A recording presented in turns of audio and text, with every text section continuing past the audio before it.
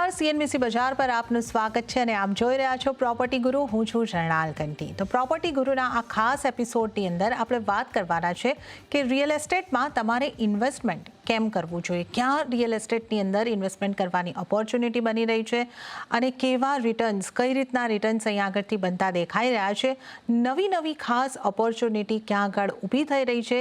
Real estate સેગમેન્ટની જ આપણે જો વાત કરીએ તો પણ ત્યાં ઘણી બધી નવી ઓપોર્ચ્યુનિટીઝ છે અને આ તમામ ઉપર આજે આપણે એક ખાસ ચર્ચા કરવાના છે. અને ચર્ચા કરવા માટે મારી સાથે સ્ટુડિયોની અંદર જોડાયા છે ચિંતન વસાણી, જેઓ વાઇઝ બેઝ ડેવલપર્સના પાર્ટનર છે અને નરેટકોના કમિટી મેમ્બર પણ છે. ચિંતનજી, સ્વાગત છે તમારું ખાસ આ પ્રોપર્ટી ગુરુના એપિસોડની અંદર. આપનો આભાર કે આપ સમય ફાળવી અમારી સાથે જોડાયા. તો આ એક મહત્વનો ટોપિક આજે આપણે ડિસ્કસ કરવાનો છે કે કઈ રીતે રિયલ એસ્ટેટની અંદર રોકાણ થઈ શકે છે. હવે રોકાણકારના સામાન્ય રીતે જે રોકાણકારો છે એમના મગજમાં એક એ રીતની ઇમેજ બનેલી છે કે રિયલ એસ્ટેટની અંદર રિટર્ન્સ ઘણા ઓછા છે. પણ જો આપણે રિયલ એસ્ટેટને એક એસેટ એલોકેશનના વાઇઝથી પણ જોઈએ તો એક ભાગ તો રિયલ એસ્ટેટમાં પણ હોવો જોઈએ અને અહીંયા રિટર્ન જનરેશન સારા થઈ શકે, ઇન્વેસ્ટમેન્ટના નજરિયાથી આપણે જોવું હોય તો રિયલ એસ્ટેટને તમે કઈ રીતે જોઈ રહ્યા છો અને કેટલી ઓપોર્ચ્યુનિટીઝ તમે અહીંયા જોઈ રહ્યા છો? Sure. First of all thank you ઝરણાબેન, મને પ્રોપર્ટી ગુરુ, જે I think the whole India કે આપણું ગુજરાતી કમ્યુનિટી પ્રોપર્ટી માટે જાણવા માટે જેને ફોલો કરે છે એમાં આજે તમે મને ઇન્વાઇટ કર્યો. Thank you so much. Investment આજે આપણે ઝરણાબેન કહીએ તો એ બહુ મોટું એક બિઝનેસ રિયલ એસ્ટેટનું છે કે આપણે પોતા માટે ઘર લઈએ કે પોતા માટે ઓફિસ લઈએ, that is not investment. But when you are buying a property, કે આપણે તમે કોઈ પ્રોપર્ટી ખરીદી રહ્યો છો એના રેન્ટલ ઇન્કમના મધ્યનજર રાખીને એવું જે માર્કેટ છે એ કાફી મોટું છે અને એ રોજ ગ્રો થઈ રહ્યું છે. પહેલાં ઇન્વેસ્ટમેન્ટ એમ હતું કે આજે હું અગર કોઈ પર્ટિક્યુલર બિલ્ડિંગમાં રહું છું, તમે અગર આજે કોઈને પણ પૂછશો તો એના ફર્સ્ટ માઇન્ડમાં હશે મારા જ બિલ્ડિંગમાં હું હજી એક ફ્લેટ લઈ લઉં, એને રેન્ટ પર આપી દઉં અને મારા નજરોમાં મને ખબર હશે કે શું ચાલી રહ્યું છે. It is more easier. Then the market started becoming matured. લોકોને વધારે ઓપોર્ચ્યુનિટીઝ ખબર પડવા લાગી. Commercial has picked up. આજે મને કોઈ પૂછે કે કમર્શિયલ કે residential, my answer is very simple કે તમે ટ્રાય કરવાનું કમર્શિયલ પ્રોપર્ટી ખરીદવામાં. એનું રીઝન, કમર્શિયલમાં ક્યારે પણ તમને રેન્ટલ યીલ્ડ્સ કે તમને જે રિટર્ન્સ મળે એ હંમેશા બહુ જ વધારે હોય રેસિડેન્શિયલ કરતાં. નંબર્સમાં કહીએ તો 3 to 4% ઇઝ વોટ રેસિડેન્શિયલમાં આપણને મળે. કમર્શિયલમાં we can expect anywhere from 5 to 8% depending તમે ક્યાં ઇન્વેસ્ટ કર્યું છે. અને આપણે કહીએ કે પહેલાં આપણે we were a citizen of one particular એરિયામાં, આપણે એક જિલ્લામાં કામ કરી રહ્યા હતા. But now people are investing in different states, different countries. તો યુ નો ઇન્વેસ્ટમેન્ટ સમજવું બહુ ઇમ્પોર્ટન્ટ છે અને એક સાઉન્ડ ડિસિઝન લેવું બહુ જ જરૂરી છે. જી ચિંતનજી, તો આપણે એક સરસ વાત અહીંયા આગળથી કીધી કે ઇન્વેસ્ટમેન્ટ જો કરવું હોય તો તમારે એક માત્ર ઘર લઈ લેવું અને એને ભાડે આપવું, આટલો વિકલ્પ આપણે પહેલાં જોતા હતા. હવે કમર્શિયલનો એક વિકલ્પ છે જેને પણ આપણે સૌ જાણીએ છીએ. પણ ચિંતનભાઈ, હજી નવા વિકલ્પો પણ આપણને અહીંયા આગળથી ખુલતા દેખાઈ રહ્યા છે. જે રીતે આપણે આગળ વાત કરીશું કે દેશ વિદેશની અંદર પણ ઇન્વેસ્ટમેન્ટની ઓપોર્ચ્યુનિટી છે. પણ અત્યારે જે આપણે ટ્રેન્ડ જોઈ રહ્યા છે, ખાસ અમુક પ્રોજેક્ટ આવતા હોય છે સેકન્ડ હોમ તરીકે, આની ડિમાન્ડ છે ને આમાં ઇન્વેસ્ટમેન્ટ કરવાની કેવી ઓપોર્ચ્યુનિટી છે. ને આ ઉપરાંત પણ જો આપ અમને જણાવી શકો કે આના જેવા બીજા કોઈ ઇન્વેસ્ટમેન્ટ ઓપોર્ચ્યુનિટીઝ જે રિયલ એસ્ટેટ સાથે સંકળાયેલા હોય.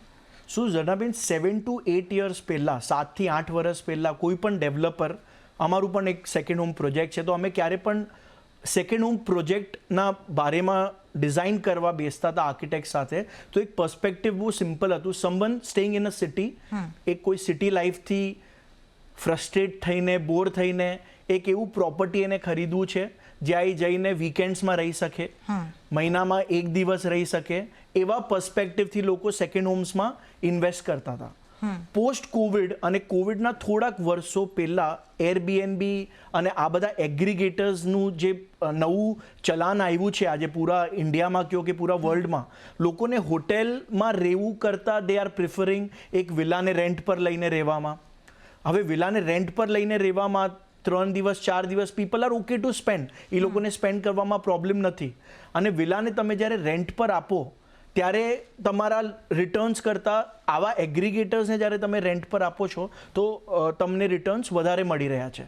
સો now this has become an investment. જે સેકન્ડ હોમ પહેલાં લોકો એક્સ્ટ્રા ફંડ પડ્યું છે તો એક રિટર્નના પર્સપેક્ટિવથી નહોતા લેતા. નાવ હવે બહુ બધા ઇન્વેસ્ટર્સ આને એઝ એન ઇન્વેસ્ટમેન્ટ એક્સપ્લોર કરી રહ્યા છે. આમાં રિટર્ન્સ કમર્શિયલ કરતાં વધારે છે. લાઈક અગર તમે થોડાક દિવસ પહેલાં જે એક બહુ ફેમસ ઇન્ફ્લુએન્સર છે એમને કીધું કે મેં ગોવામાં ઘર લીધું and I M expecting 40,000 per day. So on good days 25 December કયો કે 31 ડિસેમ્બર આવા જે પ્રીમિયમ ડેઝ હોય, હોલીનું વીકેન્ડ આવે, ક્યારેક લોંગ વીકેન્ડ આવે, ત્યારે તમને જે રિટર્ન્સ મળે છે ક્યારેક ક્યારેક તમને મંથલી રેન્ટલ્સના પૈસા તમે 2 કે 3 દિવસમાં કમાઈ લ્યો છો. પણ આવા તો ગણતરીના દિવસો હોય ને. આવા બહુ જ ઓછા દિવસો હોય અને જ્યારે પણ તમે ઇન્વેસ્ટમેન્ટ માટે કોઈ પણ વસ્તુ લ્યો છો તમે વર્સ્ટ માટે રેડી રહ્યો. 6 months તમને કોઈ રેન્ટલ નથી આવવાનું યા કોઈ એરબીએનબી નથી આવવાનું તો પણ એ પ્રોપર્ટી તમે સસ્ટેન કરી શકશો તો જ તમારી પ્રોપર્ટીમાં એન્ટર થવું પડે. So that thing you have to take under perspective. Second, આજે આપણા પોતાની વસ્તુ હોય, આપણા પોતાનું બિઝનેસ હોય તો તમે એને બહુ ધ્યાન આપશો.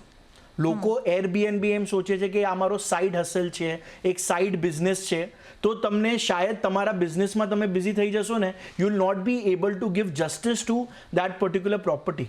કેમ કે પ્રોપર્ટીને મેન્ટેન કરવું પણ એટલું જ ઇમ્પોર્ટન્ટ છે.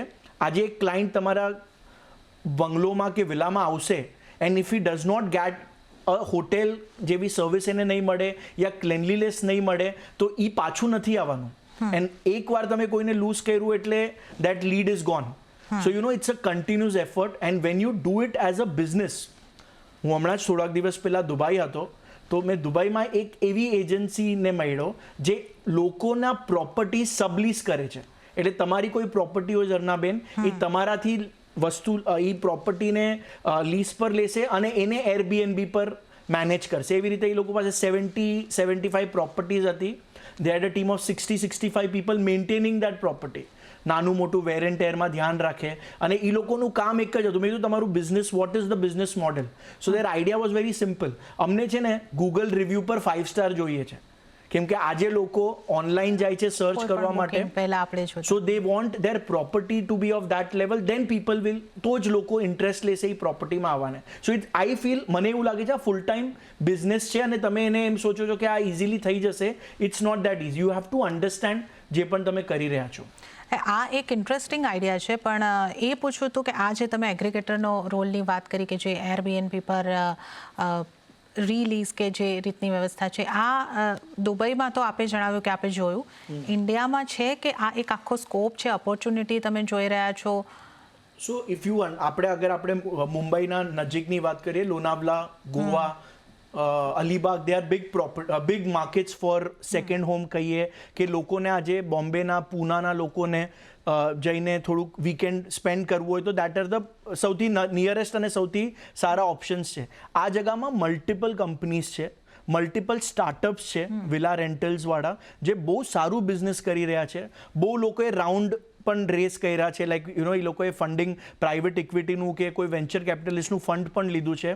So it is everywhere. અને બહુ બધા પ્રોજેક્ટ્સ ઝરણાબેન આજે આ બધા લોકોને, એ લોકોને ડે વનના એ લોકોને ટીમનો પાર્ટ બનાવે છે, ડેવલપર્સ. કેમ કે આજે હું વસ્તુ વેચી રહ્યો છું, I want also two give someone N option કે તમે આજે અમારી પ્રોપર્ટી ખરીદી રહ્યો છો અમારા પ્રોજેક્ટમાં, તમે કાલથી આ કંપનીને તમે રેન્ટ પર આપી શકશો, આ કંપનીને તમે લીઝ કરી શકશો અને this is the rental incomes, this is the lease income that you can expect. તો હવે ઓપ્શન્સ ઘણા છે અને તમે એક પ્રોપર્ટીને ખાલી તમારા ફેમિલી, કેમ કે આજે તમને કહું ઝરણાબેન, આજે બહુ બધા લોકો આઈ થિંક જેને સેકન્ડ હોમ લીધું હશે આ રિલેટ કરશે. પહેલાં આપણે સોચીએ કે વીકમાં હું એક દિવસ એકવાર જઈશ, મહિનામાં એકવાર જઈશ, પછી વર્ષો 2 વર્ષમાં પણ એકવાર જવાના ચાન્સીસ લોકોને નથી મળતા. સો you no it make sense. તમારી પ્રોપર્ટીથી રેન્ટલ ઇન્કમ અગર તમે અર્ન નથી કરતા, આઈ થિંક તમે બહુ મોટું ક્રાઇમ કરી રહ્યા છો. રિયલ એસ્ટેટમાં અગર તમે ઇન્વેસ્ટ કર્યું છે, you should gate returns. Okay, તો રિયલ એસ્ટેટમાં ક્યાં રિટર્ન સારા જનરેટ થઈ શકે ને એ માટે તમારે રિટર્ન મેળવવા માટે રિયલ એસ્ટેટની અંદર ઇન્વેસ્ટમેન્ટ ક્યાં કરવું જોઈએ એ ખાસ ચર્ચા આપણે અહીંયા આગળથી કરી રહ્યા છે. દેશ વિદેશની વાતો કરીએ પહેલાં ઇન્ડિયામાં કમર્શિયલ જે ઓપોર્ચ્યુનિટી છે, કમર્શિયલની અંદર ઇન્વેસ્ટમેન્ટ કરીને એની કેવી ઓપોર્ચ્યુનિટીઝ છે? જે રીતે આપણે જણાવ્યું કે ત્યાં આપણે એક્સપેક્ટ કરીએ છીએ કે રેસિડેન્શિયલ કરતાં એક સારા આપણને રેન્ટલ યીલ્ડ મળી શકે, તો એના પર પણ થોડીક જાણકારી. કમર્શિયલનું ઝરણાબેન એમ છે કે આપણે આજે $5 ટ્રિલિયન ઇકોનોમી તરફ બહુ જ ફાસ્ટ પેસમાં ચાલી રહ્યા છે. અને આજે real estate as an industry એનું કોન્ટ્રીબ્યુશન છે 7 to 8% on the total GDP of India. જે 2047 આપણે કહીએ આપણે 100 યર્સ ઇન્ડિપેન્ડન્સના ખતમ, જ્યારે આપણે 100 યર્સ પર પહોંચશું ત્યારે real estate as an industry A $5 trillion વધારે બનવાની છે, ઓનલી એ રિયલ એસ્ટેટ ઇન્ડસ્ટ્રી. અને એનું contribution towards GDP will be 15 to 16%. સો કોઈ પણ કન્ટ્રી જ્યારે બહુ વધી રહી છે તો એને રિયલ એસ્ટેટ અને ઇન્ફ્રાસ્ટ્રક્ચર આ બે ઇન્ડસ્ટ્રીની બહુ સૌથી વધારે જરૂરત હોય. આજે તમે ઓફિસીસ કયો, SMEs, MSMEs, આટલા બધા બિઝનેસીસ તમે જે નવા રોજ લોન્ચ થઈ રહ્યા છે, એ લોકો આટલા બધા GST પે કરી રહ્યા છે. જ્યારે એ લોકોને ગ્રો થવું હોય, એ લોકોને સ્ટાફ જોતો હોય, દે વિલ નીડ ઓફિસ. અને એક આપણે કહીએ કે મુંબઈમાં અગર હું તમને મારી વાત કરું, વર્ક ફ્રોમ હોમ કલ્ચર છે ને મારા ઓફિસમાં ચાલતું જ નથી. યુ ડોન્ટ એમાં તમને જે પ્રોડક્ટિવિટી છે એ તમને મળતી જ નથી. અને યુ કેન આસ્ક, તમે તો you are meeting so many people from so many industries. આજે બધી ઓફિસીસ અપગ્રેડ થઈ રહી છે, બધાને ઓફિસીસ મોટી કરવી છે. સો કમર્શિયલનું requirement day on day, month on month, year on year વધી જ રહ્યું છે. Rentals are also going up, કેમ કે આજે કોઈને પણ તમે રેન્ટ પર ઓફિસ આપો છો, every year at least 5% is the increment that you expect, and every 3 years નહીં તો 15% નોર્મલ લોકોનું એક્સપેક્ટેશન હોય છે. અને બધાને મોટી ઓફિસીસ જોઈએ છે. નાના સ્ટાર્ટઅપ્સ પણ જ્યારે બહુ એક્સિલરેટ કરે છે, એ લોકોને ફંડિંગ મળે છે, ઓવરનાઇટ દે લુક ફોર ઓફિસીસ. એના સાથે જ વી વર્ક અને આવા બધા જેવું આપણે વિલા રેન્ટલ્સનું કેવું બહુ બધી મોટી ઓફિસીસના એગ્રીગેટર્સ છે, એ લોકોનું પણ ડે ઓન ડે વાત વધી રહ્યું છે. So commercial I think we are at the right moment, at the right place. આપણું જે જનરેશન જે હમણાં આ ગ્રોથ જોઈ રહ્યું છે, we are the most lucky once. કેમ કે આપણે હવે જે હજી આ સ્ટાર્ટ થયું છે. અગર તમે એકચ્યુઅલ ઇન્ડિયાને સ્ટડી કરશો, today there is a very interesting data. As an industry, real estate industry હજી ખાલી 25% લોકોને ટચ કરી શકી છે જે ઘર લઈ શકે છે કે ઓફિસ લઈ શકે છે. અને આપણે last year was the best year of India. Last year ઇન્ડિયાનો સૌથી બેસ્ટ યર હતો નંબર ઓફ હોમ સેલ પર. ઈચ ટાઈમે we sold 625,000 homes all across India. Now compare that with China. ચાઇનાનો સૌથી વર્સ્ટ યર ચાલુ હતો, દે સોલ્ડ 1.2 crore હોમ્સ. એટલે આપણા ચાઇનાનો વર્સ્ટ યરને પણ હજી આપણે ટચ નથી કર્યું. સો સ્કાય ઇઝ ધ લિમિટ. અને જેવું રિયલ એસ્ટેટ ગ્રો કરશે, રિયલ એસ્ટેટ ઇન્વેસ્ટર્સને સમજશે કે હા રિયલ એસ્ટેટમાં તમને રિટર્ન્સ મળે છે અને this is the best asset class. આજે કોઈ વસ્તુને તમે એન્જોય પણ કરી શકો છો.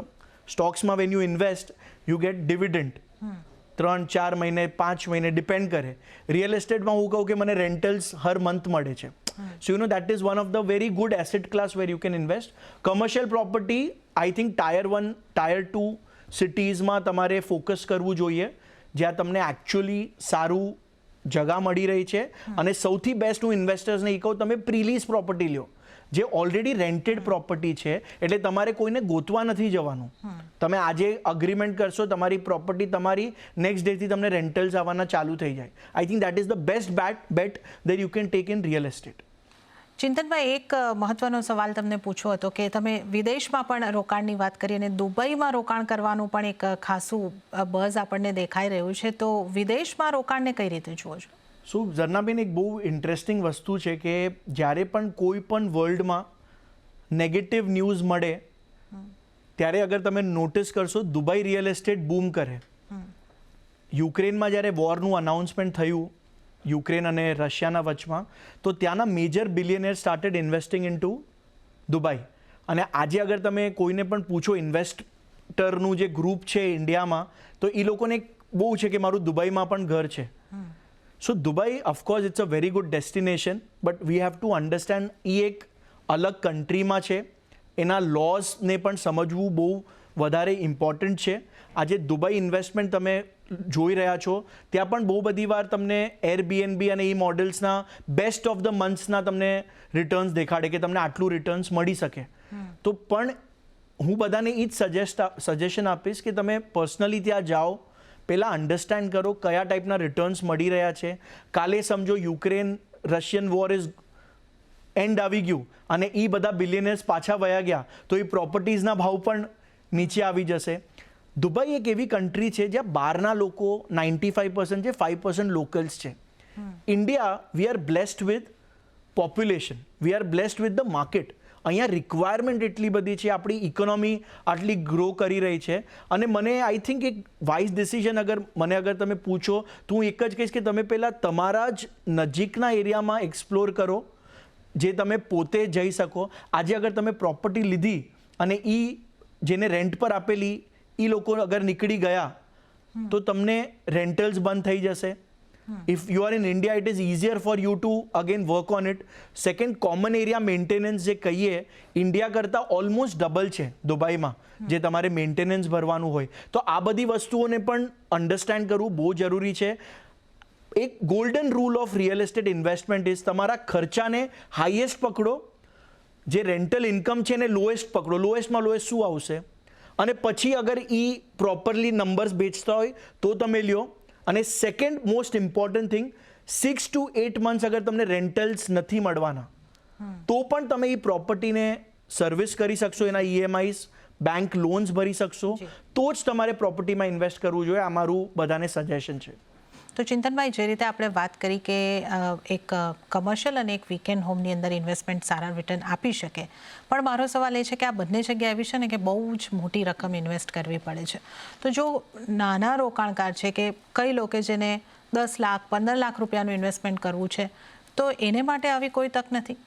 શું જનાબેન, જેનું બજેટ કન્સ્ટ્રેન્ટ હોય એને મારું સજેશન એમ હોય કે તમે ટાયર 3 ટાયર 4 સિટીઝને પણ એક્સપ્લોર કરી શકો છો. વન, તમે એક નાની દુકાન હોય એ પણ એક ઇન્વેસ્ટમેન્ટ છે. આજે એક ATM કયો એ મારા હિસાબથી સૌથી બેસ્ટ ઇન્વેસ્ટમેન્ટ છે, જે તમને ત્યાં રિટર્ન્સ મળી શકે. એક નાનું બેંકનું જ્યારે ATMs હોય. અને એના જ સાથે અગર ગ્રેડ એ પ્રોપર્ટીઝની આપણે વાત કરીએ ઝરણાબેન, આજે વર્લ્ડની જે બેસ્ટ પ્રોપર્ટીઝ, સૌથી બેસ્ટ મોલ્સની વાત કરીએ, મોસ્ટ ઓફ ધ મોલ્સ પૂરા વર્લ્ડમાં તમે જોશો ને તો એ રિયલ એસ્ટેટ ડેવલપર્સ ઓન કરશે. પહેલાં કેવું હતું કે મોટા ફંડ્સ યા રિયલ એસ્ટેટ ડેવલપર્સ એક મોલ કે કોઈ હોટેલ ઓન કરતા હતા, બટ હવે ફ્રેક્શનલ ઓનરશિપનો પણ એક ઓપ્શન આવી ગયો છે, વેર ઝરણાબેન has a budget of 15 lakhs અને એક 5 કરોડની પ્રોપર્ટીમાં એ 15 લાખ રૂપિયા ઇન્વેસ્ટ કરીને એટલા પર્સન્ટેજના પાર્ટનર બની શકે અને એટલું એક સ્પેશિયલ પ્રોજેક્ટ વ્હીકલ બને અને એમાં જે રેન્ટલ ઇન્કમ તમારા પર્સન્ટેજ ઓફ ધ ઓનરશિપના હિસાબથી તમને રેન્ટલ ઇન્કમ મળે. તમારો કોસ્ટિંગ પણ કહીએ, જે કોમન એરિયા મેન્ટેનન્સ છે, પ્રોપર્ટી મેનેજમેન્ટ, તમે જે ફીઝ આપી રહ્યા છો એ તમારા જેટલું ઓનરશિપ છે એટલું જ તમારે પે કરવાનું છે. So this is a very good concept જેમાં તમે ગ્રેડ એ પ્રોપર્ટીઝમાં એન્ટર થઈ શકો, જેમાં 10 લાખ, મારું જે બેસ્ટ નોલેજ છે, સારી પ્રોપર્ટીઝમાં 10 to 15 lakhsના રેન્જમાં પણ તમે આજે બાય કરી શકો છો. ઓકે, તો રીટ્સ અહીંયા આગળથી એક સારો વિકલ્પ બનતો દેખાઈ શકે છે. અને એ પણ એક જાણવું હતું કે જે રીતે અયોધ્યા એક આપણે કહી શકીએ કે રિલિજિયસ ડેસ્ટિનેશન તરીકે પ્રમોટ થઈ રહ્યું છે, ત્યાં ઘણો બધો ફૂટફોલ થઈ રહ્યો છે, ત્યાં પણ ઘણી બધી ઓપોર્ચ્યુનિટીઝ જ્યારે આપણે રિયલ એસ્ટેટની ને એની વાત કરીએ તો બનતી દેખાઈ રહી છે. તો આ રીતે હવે આપણે જોઈ રહ્યા છે કે બીજા 7 થી 8 ડેસ્ટિનેશન પણ આવતા આપણને દેખાઈ રહ્યા છે. સરકારનો ફોકસ ત્યાં પણ છે. અહીંયા કોઈક આપ ઇન્વેસ્ટમેન્ટની ઓપોર્ચ્યુનિટી જોઈ રહ્યા છો? સો અયોધ્યા માટે અમે અમારું એક માર્કેટ રિસર્ચ ફર્મ પણ છે. સો અયોધ્યા પર અમે લોકો એ ટાઈમે કીધેલું કે 35,000 crores ઇન્વેસ્ટમેન્ટ અયોધ્યા અટ્રેક્ટ કરવાનું હતું બિફોર આઈ થિંક નવેમ્બર-ડિસેમ્બર, આપણું અયોધ્યાના ટેમ્પલના ઇનોગ્રેશન પહેલાં. જ્યારે કોઈ પણ ઇન્વેસ્ટમેન્ટ આટલું આવી રહ્યું છે, નવા લોકો આવશે, હોટેલ્સના રિક્વાયરમેન્ટ વધશે, લોકો ત્યાં આવે છે તો એ લોકો સ્પેન્ડ કરશે, they will want to go to a mall, એ લોકોને મલ્ટિપલ નવી વસ્તુઓ જોશે, નવા રોડ્સનો રિક્વાયરમેન્ટ આવશે. So Ayodhya was a no brainer. અને એ ટાઈમે જેને સારા ડેવલપર્સે ત્યાં પ્રોક્યોર કર્યા લેન્ડ, પ્રોજેક્ટ્સ લોન્ચ કર્યા અને within few days they were able to sell it. So મને એવું લાગે છે રિયલ એસ્ટેટમાં ઓપોર્ચ્યુનિટી અન્ડરસ્ટેન્ડ કરવું બહુ જરૂરી છે. તમે ક્યાંય પણ એક સારું ઇન્ફ્રાસ્ટ્રક્ચર ડેવલપમેન્ટ જોઈ રહ્યા છો ત્યાં તમને ફ્યુચર છે. જેવું ગુજરાતમાં ગિફ્ટ સિટીનું જેમ ડેવલપમેન્ટ થઈ રહ્યું છે, there are multiple places all across India. આજે તમે એ એક્સપ્લોર કરશો જ્યાં ફ્યુચરમાં ઇન્ફ્રા ડેવલપમેન્ટ થવાનું છે ત્યાં રિયલ એસ્ટેટ ગ્રો કરવાનું જ છે. So that should be one of the parameters that you can go through investment કરવા પહેલાં. Ayodhya is a religious investment અને religion will always be there. So એ એક ઇમ્પોર્ટન્સ રહેવાનું જ છે. આજે નંબર ઓફ લોકો અયોધ્યામાં there is a data 2 lakh લોકો પર ડે વિઝિટ કરી રહ્યા છે, જે પહેલાં થાઉઝન્ડ્સમાં હતા. અને એવી વાતો પણ છે કે આ જેવું હજી ગ્રોથ હશે the numbers will only go up. Automatically આ બધા ડેટા સમજવું ઇન્વેસ્ટમેન્ટ કરવા પહેલાં બહુ ઇમ્પોર્ટન્ટ છે, કેમ કે જે વસ્તુ તમે લ્યો છો એ રેન્ટ પર પણ લાગવી જોઈએ. અને અગર તમે એમાં ઇન્વેસ્ટમેન્ટના તમને ગ્રો કરવું છે તો રેન્ટ પર લેવા માટે 4-5 લોકો રેડી રહેવા જોઈએ. So you should always take those trophy properties કહું. આ મારું એક ટર્મ અમે લોકોએ ડિફાઇન કર્યું છે કે જે પ્રોપર્ટી લેવા માટે બહુ બધા લોકો ઇન્ટરેસ્ટેડ હોય, તમે એ પ્રોપર્ટીમાં ઇન્વેસ્ટ કરો. તો ચિંતનભાઈ, ઓપોર્ચ્યુનિટીઝ તો ઘણી તમે અહીંયા આગળથી જેને કહેવાય ને કે ઉંગલી નિર્દેશ કર્યો છે કે આગળ ઓપોર્ચ્યુનિટીઝ છે, પણ હવે આ આપણો શો જોઈને અમારા કોઈ દર્શકોને કાંઈક રોકાણ કરવું હોય ઇન્વેસ્ટમેન્ટ માટે, ખાસ રિયલ એસ્ટેટમાં, એવા કોઈ નિષ્કર્ષ, એવા કોઈ 2-3 પોઈન્ટર્સ કે જે એમણે ખાસ ધ્યાન રાખવા જોઈએ આવું બાઇંગ કરતાં પહેલાં? આઈ થિંક હું ઝરણાબેન એક બધાને કહું કે તમે ક્યારે પણ કોઈ રિયલ એસ્ટેટ પ્રોપર્ટીમાં ઇન્વેસ્ટ કરી રહ્યા છો, તમારી સાથે એક રિયલ એસ્ટેટ બ્રોકરનું હોવું બહુ જરૂરી છે. બિકોઝ એ માણસ ફૂલ ટાઈમ એ પર્ટિક્યુલર ઇન્ડસ્ટ્રીને સમજે છે, એને એ ડેવલપરના બારેમાં, એ પ્રોજેક્ટના બારેમાં બહુ બધું સારું અન્ડરસ્ટેન્ડિંગ હશે. બહુ બધા ટાઈમ એવું હોય કે એને ખબર છે આ પ્રોપર્ટી રેન્ટ પર કોણ લેવાનું છે, તો he is the right person. So you need one real estate broker with you who has good knowledge.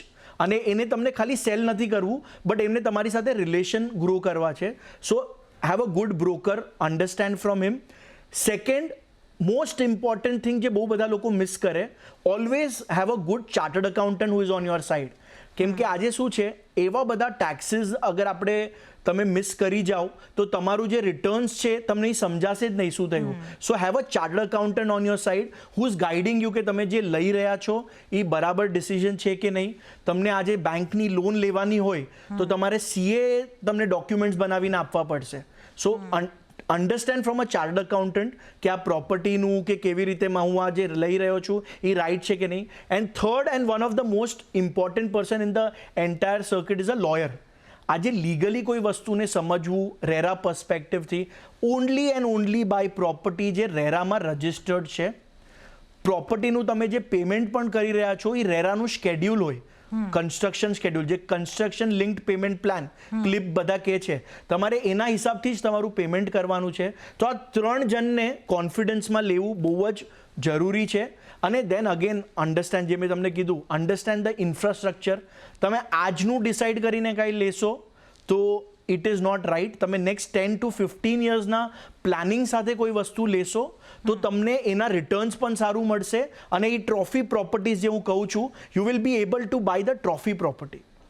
Okay, તો આ તમારે જો એક ટ્રોફી પ્રોપર્ટીની અંદર રોકાણ કરવાનું છે અને કઈ રીતે આઈડેન્ટિફાઈ કરવાની છે અને તમારી આખી જર્ની સ્મૂથ રહે, સેફ તમારું ઇન્વેસ્ટમેન્ટ રહે, એને માટે આ નિષ્ણાતોની સલાહ લેવાનું પણ ભૂલતા નહીં. તો આ તમારે માટે ખાસ નિષ્કર્ષ આજના શોનો કે ક્યાં તમે રિયલ એસ્ટેટની અંદર સારા રોકાણ કરીને સારા રિટર્ન પણ જનરેટ કરી શકો છો.